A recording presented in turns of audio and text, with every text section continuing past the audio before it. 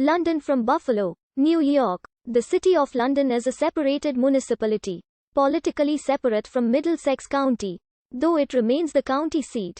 London and the Thames were named in 1793 by John Graves Simcoe, who proposed the site for the capital city of Upper Canada. The first European settlement was between 1801 and 1804 by Peter Hageman. The village was founded in 1826 and incorporated in 1855. Since then, London has grown to be the largest southwestern Ontario municipality and Canada's 11th largest metropolitan area, having annexed many of the smaller communities that surrounded it. London is a regional centre of healthcare and education, being home to the University of Western Ontario, Fanshawe College, and several hospitals. The city hosts a number of musical and artistic exhibits and festivals, which contribute to its tourism industry. But its economic activity is centered on education, medical research, insurance, and information technology. London's university and hospitals are among its top 10 employers. London lies at the junction of Highway 401 and 402, connecting it to Toronto, Windsor and Sarnia. It also has an international airport and train and bus stations.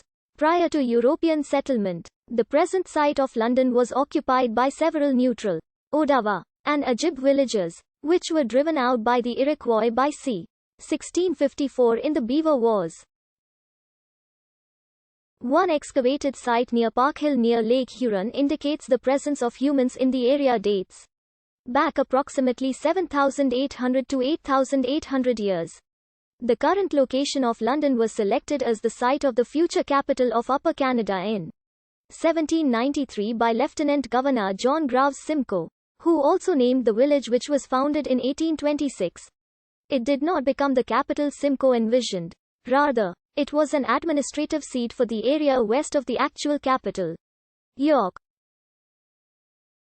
Locally, it was part of the Talbot settlement, named for Colonel Thomas Talbot, the chief colonizer of the area, who oversaw the land surveying and built the first government buildings for the administration of the Western Ontario Peninsular region.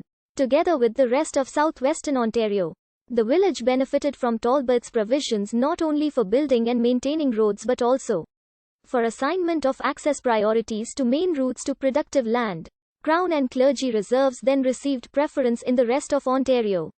In 1814, the Battle of Longwoods took place during the War of 1812 in what is now southwest Middlesex, near London. In 1832, the new settlement suffered an outbreak of cholera. London proved a centre of strong Tory support during the Upper Canada Rebellion of 1837, notwithstanding a brief rebellion led by Charles Duncombe. Consequently, the British government located its Ontario Peninsular garrison there in 1838, increasing its population with soldiers and their dependents, and the business support populations they required. London was incorporated as a town in 1840. On 13 April 1845, a fire destroyed much of London, which was then largely constructed of wooden buildings. One of the first casualties was the town's only fire engine. The fire burned nearly 30 acres of land, destroying 150 buildings.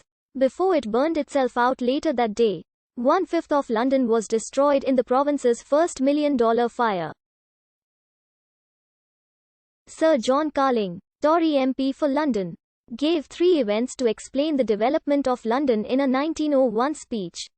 The location of the court and administration in London in 1826, the arrival of the military garrison in 1838, and the arrival of the railway in 1853. The population in 1846 was 3,500. Brick buildings included a jail and courthouse, and large barracks. London had a fire company, a theatre, a large Gothic church, 9 other churches or chapels, and 2 market buildings. In 1845, a fire destroyed 150 buildings, but most had been rebuilt by 1846. Connection with other communities was by road, using mainly stagecoaches that ran daily. Also, a weekly newspaper was published and mail was received daily by the post office. On 1 January 1855, London was incorporated as a city. In the 1860s, a sulfur spring was discovered at the forks of the Thames River while industrialists were drilling for oil. The springs became a popular destination for wealthy Ontarians, until the turn of the 20th century when a textile factory was built at the site, replacing the spa. Records from 1869 indicate a population of about 18,000 served by 3 newspapers, churches of all major denominations and offices of all the major banks. Industry included several tanneries, oil refineries and foundries, 4 flour mills, the Labatt Brewing Company and the Carling Brewery in addition to other manufacturing. Both the Great Western and Grand Trunk Railways had stops here. Several insurance companies also had offices in the city. The Crystal Palace Barracks, an octagonal brick building with 8 doors and 48 windows built in 1861, was used for